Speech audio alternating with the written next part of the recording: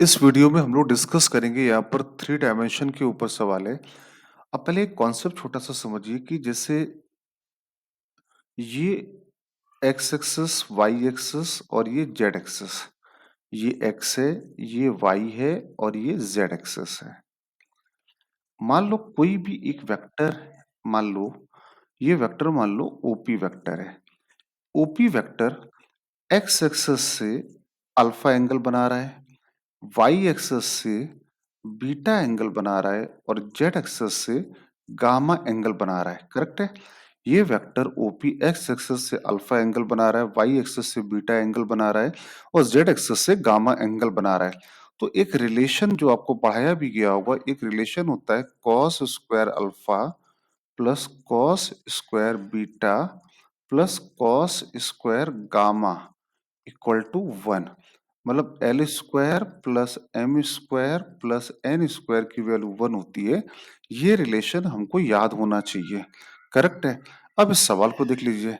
अब इस सवाल में क्या कहा गया है कि each of the angle beta and gamma that a given line make with the positive y-axis and z-axis is half of the angle that line makes with the positive x-axis। तो मान लेते हैं कि अगर पॉजिटिव x-axis से angle form हो रहा है अल्फा, तो पॉजिटिव वाई एक्सिस के साथ क्या एंगल फॉर्म कर रहा होगा? अल्फा बाई टू, क्योंकि उसका आधा कर रहा है। पॉजिटिव जेड एक्सिस से क्या एंगल फॉर्म कर रहा होगा? वो भी आधा कर रहा है, तो अल्फा बाई टू होगा। अब साथ में जब हमको ये कोई भी line X axis, Y axis और जेड एक्सिस से जो एंगल बना रही है वो एंगल पता चल गए, तो इन सारे को उठा के अगर हम इसी रिलेशन में डाल दें तो ये आ जाएगा cos square alpha by two, फिर again cos square alpha by two equal to one.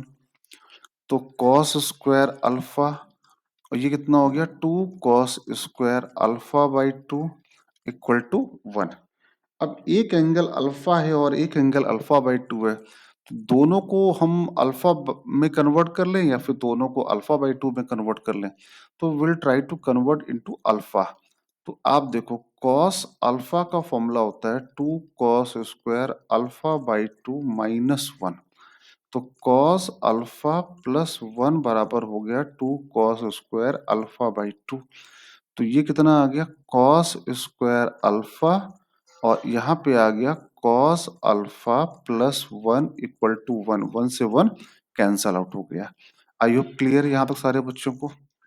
अब क्या करना पड़ेगा? यहाँ पे कॉस अल्फा कॉमन ले लो, तो क्या बचा? Cos alpha plus one equal to zero. तो यहाँ से कॉस अल्फा की वैल्यू कितनी आ गई? जीरो आ गई।